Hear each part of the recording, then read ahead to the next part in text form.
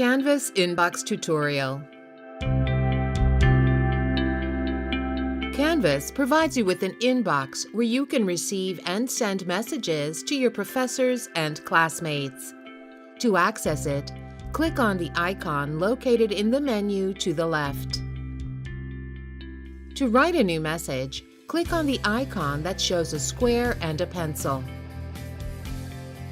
A new window will pop up for you to select the course that the person you want to message belongs to. You must complete the rest of the required fields. You can also attach files or record videos and audio using the icons located on the bottom part of the window. Once finished, click Send. The platform will show that your message was sent with a notification on the top of the screen.